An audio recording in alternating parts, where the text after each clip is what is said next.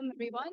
That was such a beautiful satsang that was revealed by the Supreme Pontiff of Hinduism when it comes to the power of will and superdeterminism. So I would like each and every single one of you to write down your powerful cognition. What is the click you have gotten for the superdeterminism in you? See, one of the ways you play with the power of superdeterminism is the power of will, which comes from your third eye. That is why when Guru happens in your life in the form of an avatar, an incarnation, he awakens the third eye so you can have the second life, Dvija. See, before meeting the Guru and having an initiation, you go on in your day-to-day life using mechanical parts of your brain. But when Guru happens in your life and he awakens the third eye, he gives you second life because he awakens the component in you that goes beyond fear and greed.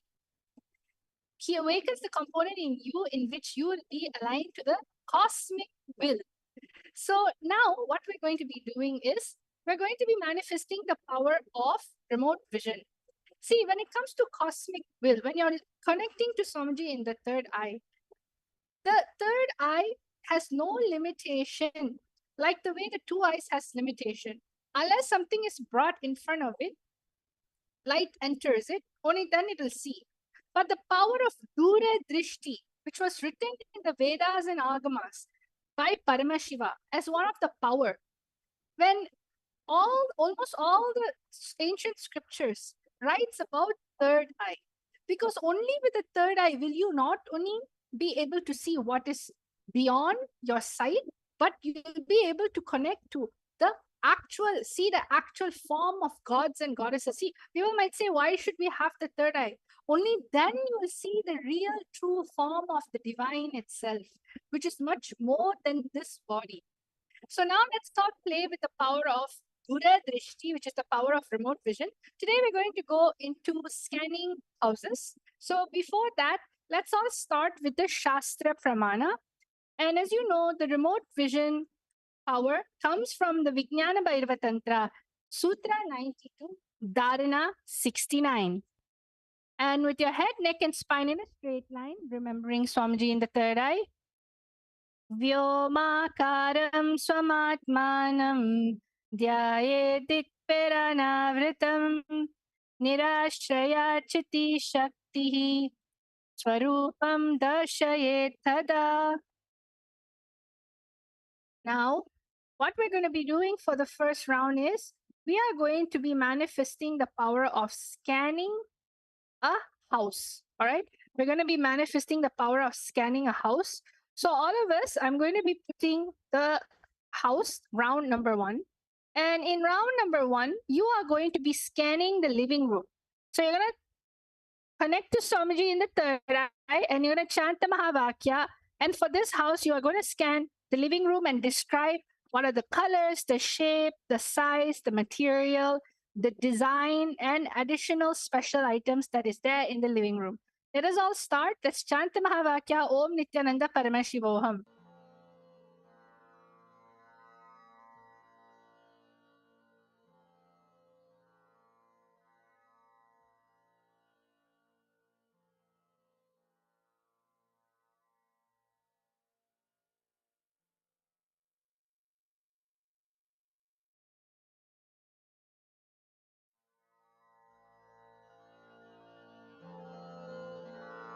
Mahavakya, spiritual lullaby for Samadhi. And Suprabhatam, wake up call, wake up song for Paramashiva. For Paramashiva to manifest. With this one spirit, Ananda Paramashivoham. Om Nithyananda Paramashivoham. Om Nithyananda Paramashivoham. Om Nithyananda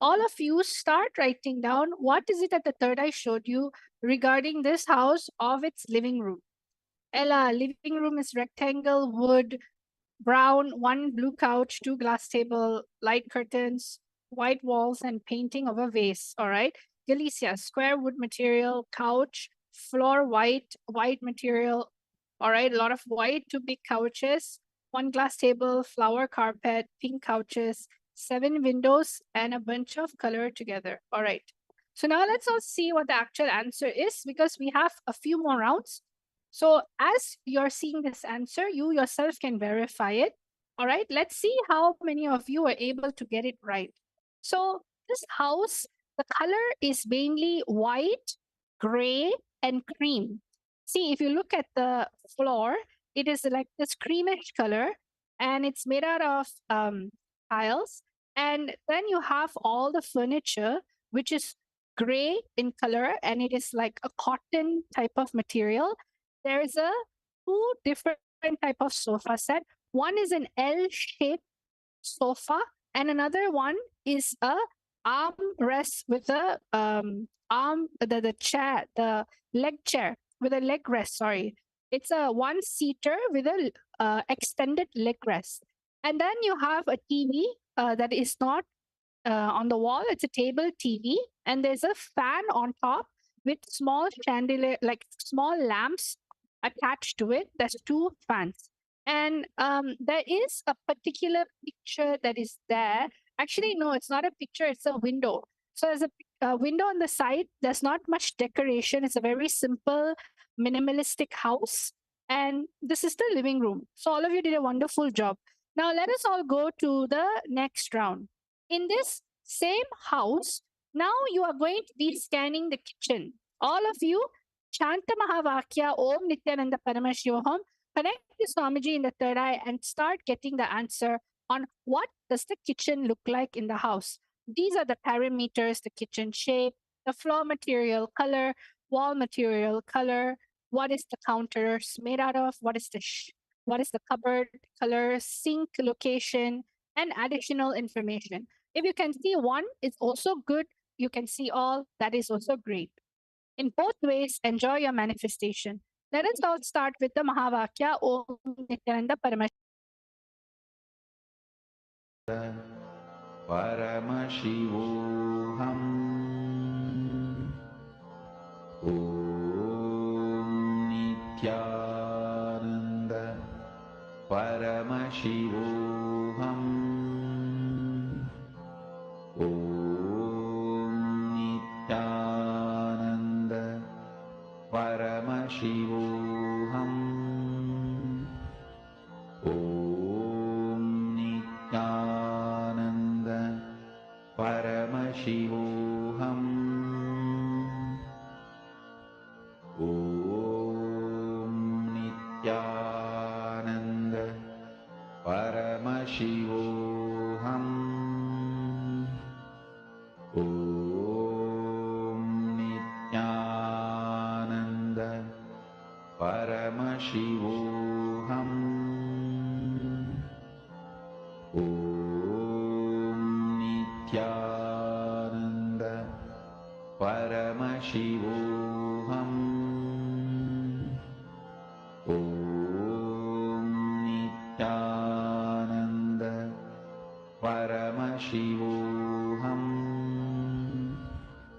Om Nithyananda Paramashivoham. Om Nithyananda Paramashivoham. Om Nithyananda Paramashivoham. Om Nithyananda Paramashivoham. Om Nithyananda Paramashivoham. Om Nithyananda Paramashivoham. Paramashivoham. Om Nithyananda Paramashivoham. Om Nithyananda Paramashivoham. Om Nithyananda Paramashivoham. Om Nithyananda Paramashivoham. Om Nithyananda Paramashivoham. Om Nithyananda Paramashivoham. Om Nithyananda Paramashivoham.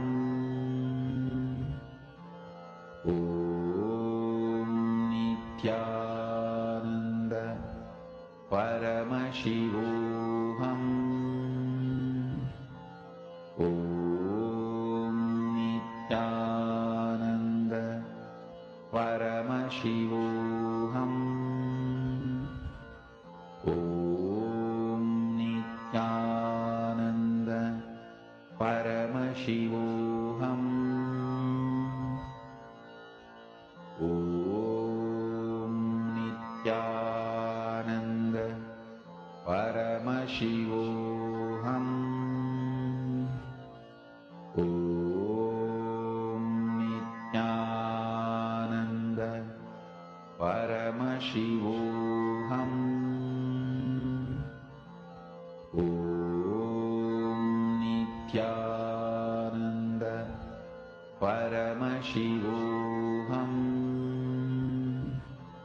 Om Nithyananda Paramashivoham.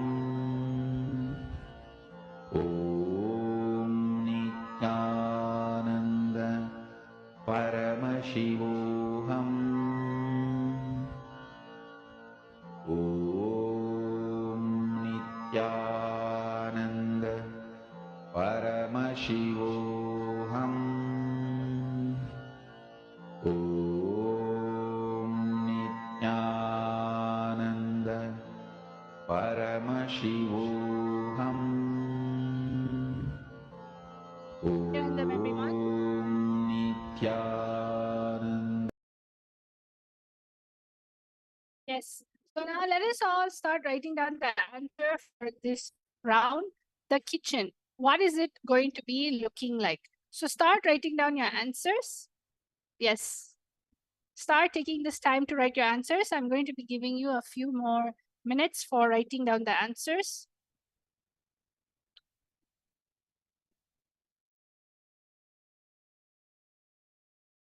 Nithyananda Paramashivoham. Om Nithyananda Paramashivoham. Om Nithyananda Paramashivoham. Om Nithyananda Paramashivoham. Om Nithyananda Paramashivoham.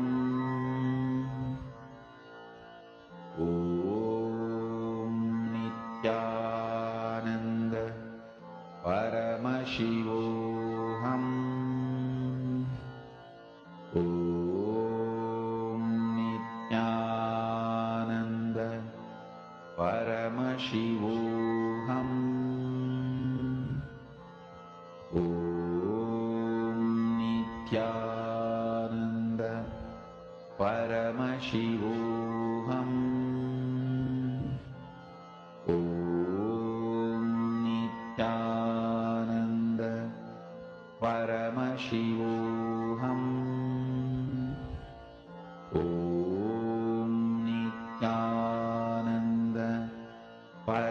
Paramashivoham.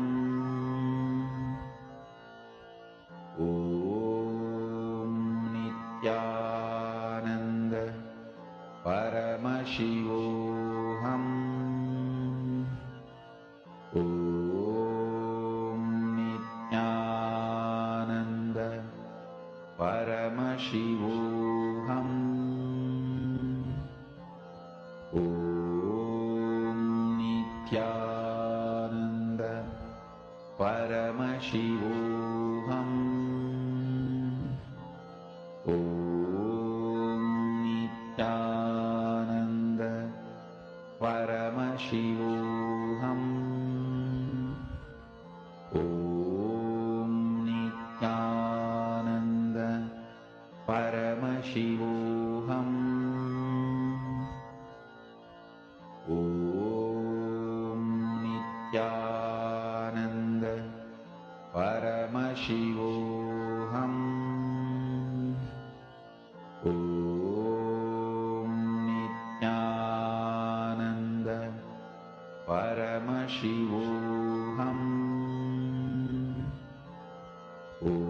Om Nithyananda Paramashivoham. Om Nithyananda Paramashivoham. Om Nithyananda Paramashivoham. Om Nithyananda Paramashivoham. Om Nithyananda Paramashivoham. Om Nithyananda Paramashivoham. Om Nithyananda Paramashivoham. Om Nithyananda Paramashivoham. Om Nithyananda Paramashivoham. Nithyananda, everyone. So now let us all see what the kitchen looking like, shall we, for this round? All of you have written your answers down. That's great. So now let us all see what the actual kitchen looks like.